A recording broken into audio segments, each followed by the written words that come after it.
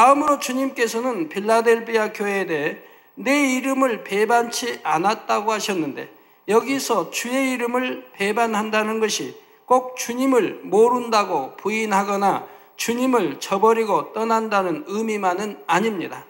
주의 뜻이 무엇인지 알면서도 그 뜻대로 행하지 않는 것이 넓은 의미에서는 주의 이름을 배반하는 것이 되지요. 물론 능력이 안 되는 경우는 어쩔 수 없지만 노력해 보지도 않은 채 입으로는 믿음이 있다 하면서도 막상 시험이 오면 이리저리 치우치고 의심하며 다시금 세상으로 빠져버리는 경우도 있습니다. 예전에 받았던 은혜나 체험도 잊은 채 말입니다. 이처럼 작은 것이라 하여 주의 뜻을 알면서도 행치 않는 것이 쌓이다 보면 어떤 시험 환난이 왔을 때 이기지 못하고 불평불만하며 하나님을 원망하거나 아예 교회를 떠나버리기도 하는 것이지요. 이것쯤이야 하며 진리를 어겼던 것이 결국은 말 그대로 주님을 완전히 배반하고 마는 상황에까지 이르게 되는 것입니다.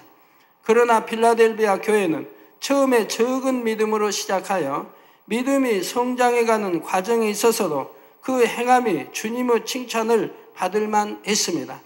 어떠한 상황에서도 말씀대로 살며 시험 환난이 와도 하나님을 배반하지 않고 끝까지 믿음을 지켜 믿음의 반석 위에 서 나갔지요.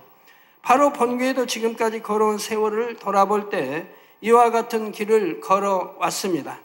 세상과 타협하지 않았고 오직 하나님의 뜻을 쫓기 위해 어떠한 핍박이나 시험도 인내하며 나아왔지요. 물론 개척에서 지금까지 중도에 주님의 이름을 배반하고 끝내 교회를 떠난 사람들도 있었습니다. 그러나 이는 키즈를 통해 알곡과 죽정이를 가르시기 위한 아버지 하나님의 섭리 가운데 허락된 연단이었지요. 오히려 그러한 연단의 상황 가운데서도 주님의 이름을 배반치 않으며 달려오신 분들은 신속히 큰 능력으로 성장할 수가 있었습니다. 그런데 여러분이 이처럼 적은 능력을 가지고도 주님의 말씀을 지키며 주님의 이름을 배반치 않을 수 있으려면 무엇보다 기도하기를 쉬지 않아야 합니다. 사람의 힘과 능력으로 비진리를 벗어내고 어두움과 싸워 이길 수 있는 것이 아니라 위로부터 하나님께서 주시는 은혜와 능력을 힘입어야 하기 때문에 바로 기도를 통해 이러한 은혜와 능력을 끌어내려야 하는 것이지요. 또한 주님의 뜻이 무엇인지 정확히 알아야 합니다.